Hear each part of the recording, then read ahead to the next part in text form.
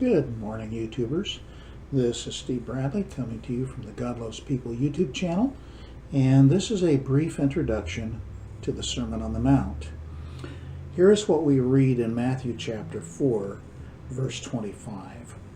It says, "And great multitudes followed him," that is Jesus, "from Galilee and Decapolis, the 10 cities area, and Jerusalem and Judea, and from beyond the Jordan." So there are all of these people crowding around, and he's up in Galilee about 100 miles away from Jerusalem. And it says in chapter 5, verse 1, "When he saw the multitudes, he went up on the mountain, and after he sat down, his disciples came to him." Now the point here is this: the multitudes have come, and they're following him. But when he sees all of them, what he does is he segregates his disciples out, and he goes and he teaches them. Now the reason this is mentioned is because there were basically two groups of people in Jesus' ministry. The first one were the true believers, or was the true believers. And we read about those in John's Gospel, chapter 1. Which, by the way, is earlier than Matthew chapter 5.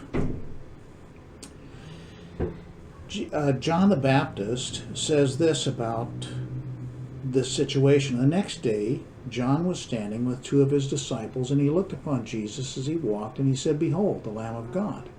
The two disciples heard him speak, and they followed Jesus. And Jesus turned and beheld them following, and said to him," this is John 1:38, "What do you seek?" And they said to him, "Rabbi," which translated means teacher, "where are you staying?" He said to them, "Come and you will see." So they came therefore and saw where he was staying, and they stayed with him that day, for it was about the 10th hour. One of the two who heard John speak and followed him was Andrew, Simon Peter's brother. He first found his own brother Simon and said to him, "We have found a Messiah," which translated means the Christ. So these people, these disciples, already believed that Jesus was the Messiah. If you move forward to John chapter 2, at the wedding in Galilee, it says, when he was in Jerusalem at the Passover, this is John 2:23, "During the feast many believed in his name, beholding the miracles which he was doing. But Jesus, on his part, did not entrust himself to them, for he knew all men, and because he did not need anyone to bear witness concerning man, for he himself knew what was in man." Now the point of these passages is that on the one hand you had these people who believed firmly that Jesus was the Messiah, and of course he is. On the other hand, you had this other group of people who said, "We like these miracles. This is wonderful. We believe in him," but they didn't really. And so when the crowds come, and it says, when Jesus saw the multitudes, he went up on the mountain, and after he sat down, his disciples came to him. And then in Matthew chapter 5, verse 2, it says, "And opening his mouth, he began to teach them."